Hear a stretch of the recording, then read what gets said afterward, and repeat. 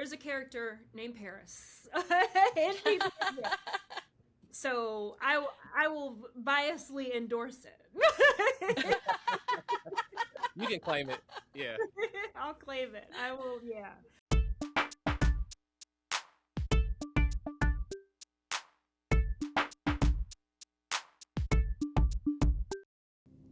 I miss your mom so much. Me too, Daddy.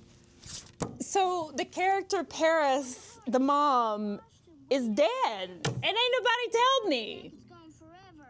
What a shame. I wonder who did the body. And a big thank you to our sponsor, Brightbound, for supporting this conversation.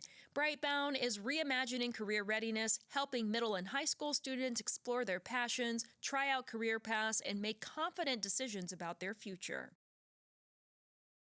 So, how did the concept of Phoebe and Jay come about? And I don't know who wants to jump in first, but whoever's most comfortable.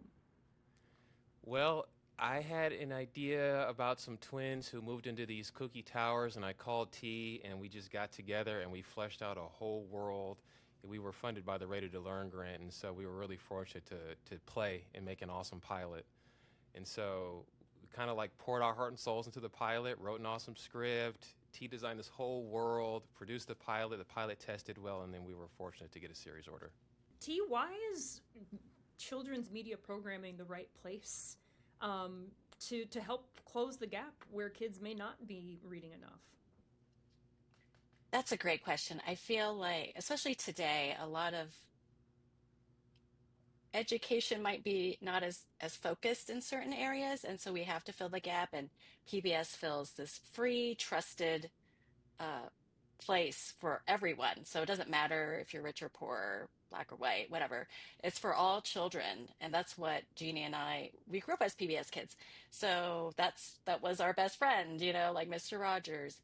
And so having a show in this environment where it's so trusted that people come and can leave their kid, and be okay, feel safe to have children watch our show is just so great. And then on top of that, not only to tell great stories, but to help them learn and create a foundation for their learning, for reading, to be curious about the environment, to be curious about text, so that they become more engaged in their environment, become more engaged and curious about learning and reading.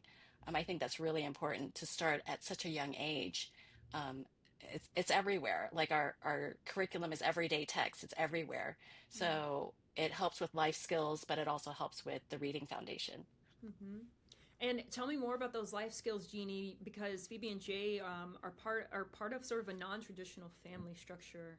And how does and tell me more about why that is and how the show embraces that.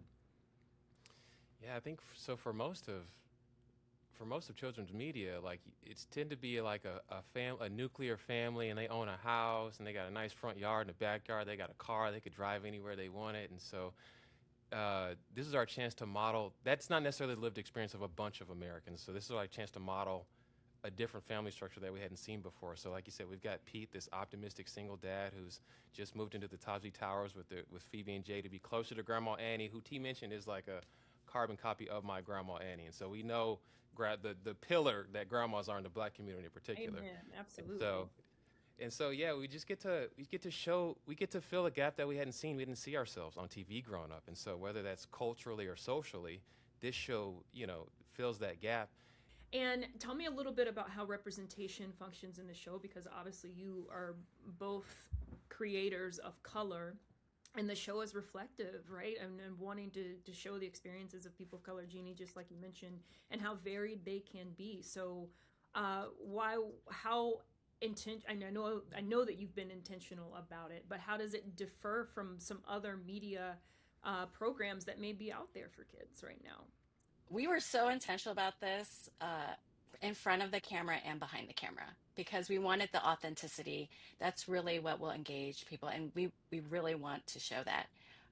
So with the character design, with the body shapes, with her hair, like Phoebe's hair. Phoebe has 3 types of hair cells because as a Black woman, I've talked to many of them, and as you guys you love your Black hair, and we want to represent that, and little girls love it. One So style today and a different one 2 weeks. Exactly. And so it was important to change the hairstyle. And in animation, usually you don't have that Mm-hmm. opportunity because of the budget. But I was like, we should have three hairstyles. And Mm-hmm. so our production company, Mainframe, they were so great. And we rotate three hairstyles for her just to show that cultural piece of being a little black girl, a black woman. The palms of your hand, it's lighter Mm-hmm. than on the outside. So we show that. Phoebe has she's very round and she's very chunky, and we wanted to rep all body shapes, so that was super, super duper important. But also behind the camera, we wanted to raise, people of color up as well. And who best to tell our story than people who have experienced it, have the lived experience. And so the interesting thing is because there's not a lot of us in higher positions. And so because we're in a position to help others, that's what we did. And we had a director, we have an episode director. And I was like, well, he should be black or she should be black. Hopefully we can find someone black. And we found someone, but they didn't have enough experience because of just the way the industry is. But you can't just hire somebody without the experience, be like, oh, that's enough. You need to support them and set them up for success. You can't just because, oh yeah, we hired somebody. So we have two directors now. So we found someone with more experience and who was like, yes, I will help them learn and get them up to speed. And they balance each other so well. They're like the best directing team I've ever worked with. And I'm so proud of them. But it's things like that where we were trying to do not only in front of the camera, but behind the camera as well. Mm-hmm. Mm-hmm. The representation it really is in the DNA of the show. That was our North Star from the beginning. And so we got all these folks behind the scenes contributing their expertise. Also, for example, we have a story that features a hard of hearing character. Well, our hard of hearing writer wrote that episode, and then the hard of hearing actor voiced that character. And so there's all these ways in which the premise is it all comes from lived experience, and that lends authenticity. We think people pick up on those details that comes through the screen. Mm-hmm. Absolutely, absolutely. Now, we're living in a time where we all have a lot of access to a lot of different types of content, and this goes for kids too, younger and younger by the day. And so given that kids do have a lot of agency over the content that they watch, whether it be on YouTube, on TikTok, or other platforms, how do you hope they will find this content, your show? Well, I definitely, I feel over, I have two kids. I'm a parent. I have a 1-year-old and a 4-year-old. And so I get how overwhelming it is I get how concerning it is what they're watching on TV. I mean, you can turn on YouTube and who knows where it's going. And so I think in that overwhelming environment, I do think we hope that Phoebe and Jay is a breath of fresh air and a chance to slow down and just be with this family that we've crafted. Mm-hmm. We really love these characters. We put our all into these characters, and we think people will love them too. So I do think in the overwhelming, saturated, fast-paced environment, Phoebe and Jay is a chance to hang out in the Topsy Towers and slow down for a second. That sounds amazing. And there is a character named Paris. So I will biasly endorse it.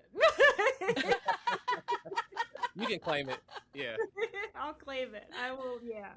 Oh my goodness. Well, Jeannie and T, I'm so happy for you to be launching this. It's a show that I think is really needed all across the board right now. So congratulations and thank you both so much. Thank you.